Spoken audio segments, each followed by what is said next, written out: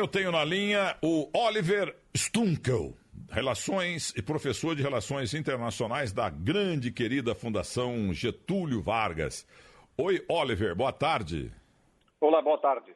Stunkel, é suíço, é alemão, é polaco? É de origem alemão. Ah, pois não.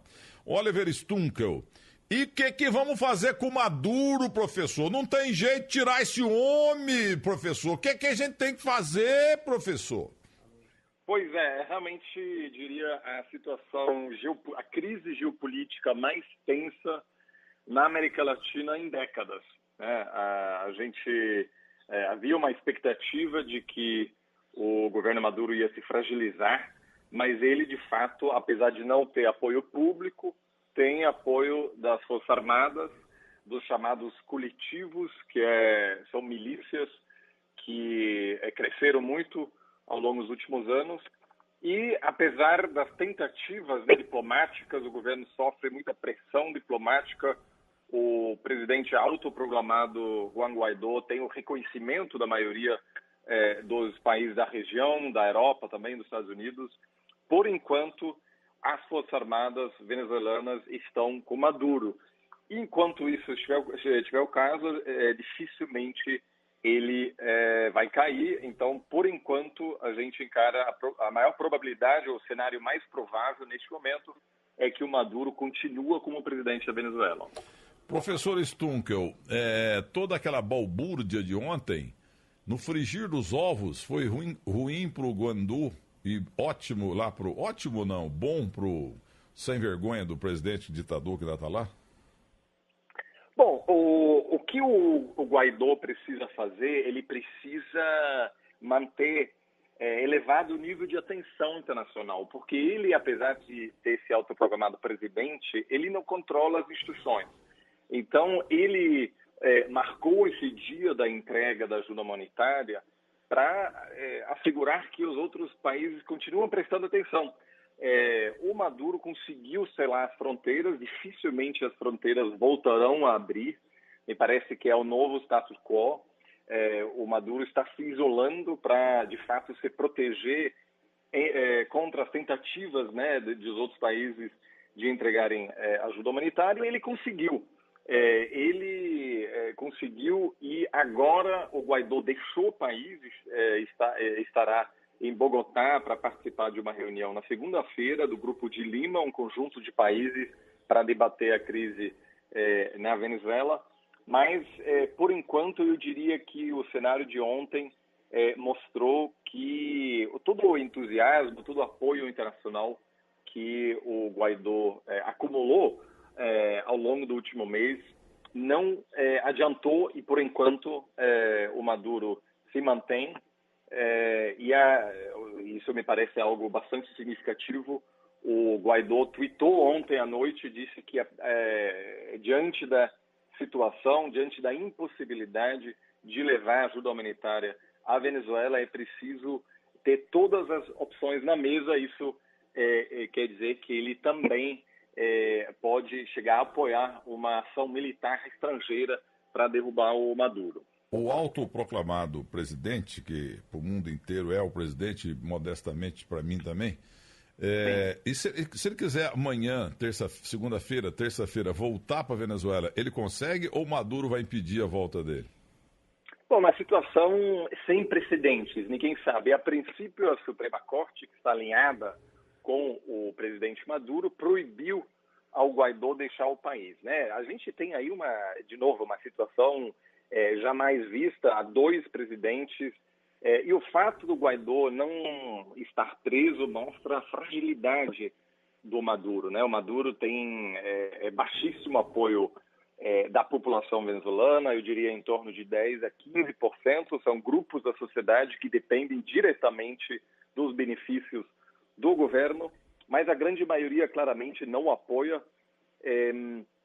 Então, me parece pouco provável que o Guaidó voltará à Venezuela. Ele, neste momento, precisa viajar, ele precisa mobilizar a comunidade internacional para tentar coordenar a resposta. A gente tem vários cenários agora. O primeiro seria convencer os chineses e os russos, que ainda são os dois países aliados a Maduro, a deixarem de comprar petróleo venezuelano. Neste cenário, de fato, o Maduro cairia rapidamente. Uma situação mais extrema, ele pode tentar convencer os Estados Unidos a montarem um bloqueio naval, por exemplo, que impossibilitaria a venda de petróleo, que também levaria ao colapso do governo Maduro. Então, dificilmente ele tentará voltar neste momento. É uma situação, de novo, sem precedentes. É possível que ele ficaria preso, mas o Maduro fará tudo agora para evitar grandes escândalos, grandes protestos, né, porque isso pode ser utilizado para outros países para, de fato, se movimentar contra ele. E o ordinário do Maduro, me perdoe, se o senhor tem alto nível ou não, mas ele encadeia, que devia ser o lugar dele, mas em cadeia nacional lá, em manifestação, ele falou: Bolsonaro, manda todo o arroz de vocês para cá que eu compro e pago. Não somos mendigos. Mande toda a carne de vocês, todo o arroz, todo o feijão de vocês.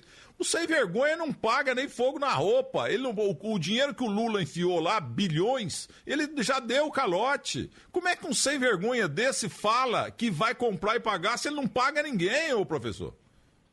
Bom, na verdade é interessante que o chavismo, tradicionalmente, pagou as contas sempre no momento certo, ou seja, os Estados Unidos têm sido, até o mês passado, o principal comprador de petróleo venezuelano, 400 mil barris de petróleo por dia, e de fato sempre pagaram no horário certo, na hora certa. O que sim a Venezuela começou a dar calote nas empresas sul-americanas, né? Muitas empresas perderam bastante dinheiro na Venezuela, mas sabendo que em algum momento o país ia implodir, porque o sistema econômico, obviamente, não é sustentável.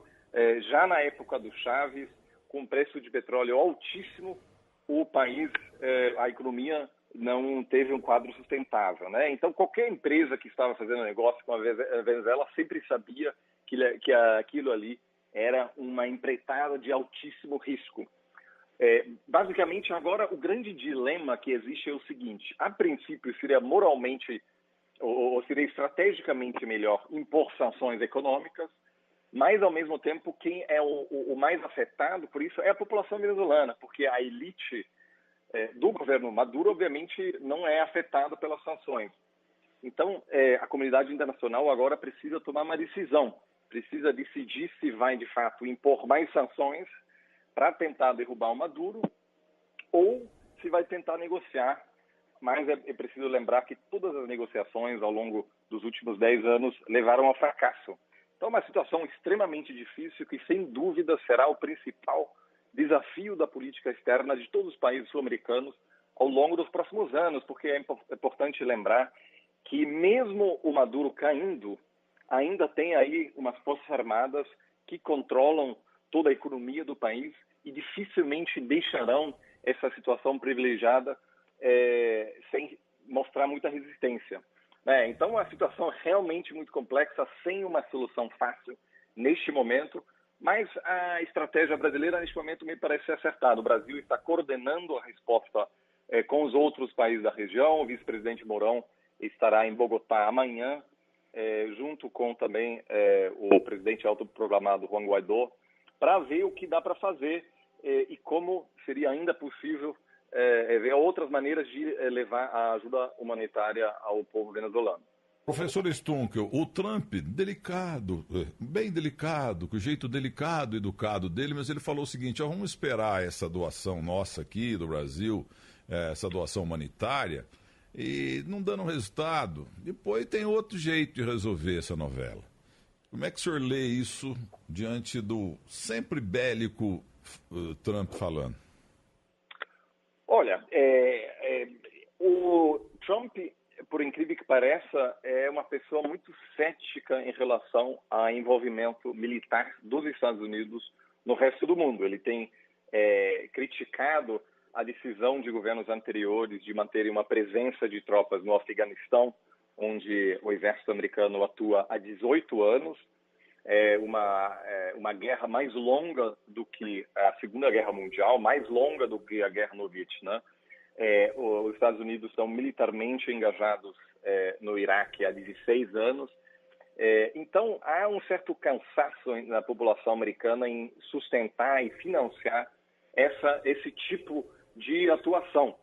Sempre lembrando que não é só derrubar um outro governo, né? Porque uma vez que um exército estrangeiro entrar, é preciso reconstruir o país, né? Porque cria-se um vácuo de poder, então os Estados Unidos teria que também arcar com o custo da reconstrução. Dificilmente é algo que se faz em menos de 5 a 10 anos. O Trump, a princípio, simboliza uma ruptura na política externa americana, então ele quer menos envolvimento militar no resto do mundo.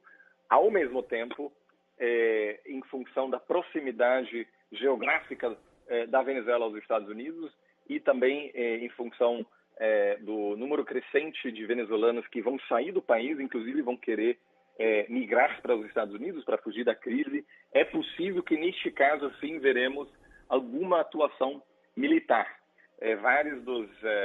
Vários políticos importantes nos Estados Unidos têm se articulado a favor. O mais importante é o Marco Rubio, que é um senador republicano do estado da Flórida, que tem uma imensa influência sobre Trump nesse quesito da política latino-americana.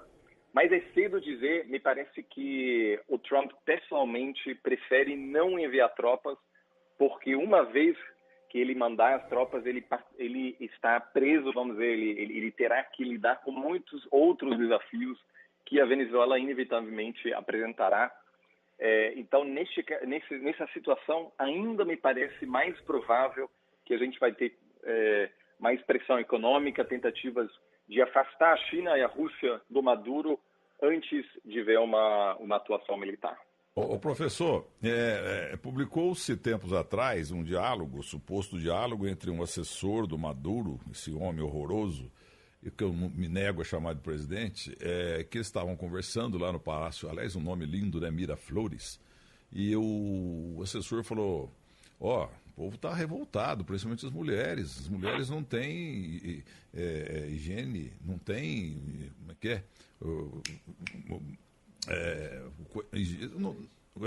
Absorvente higiênico, isso, me fugiu aqui, porque eu não uso isso.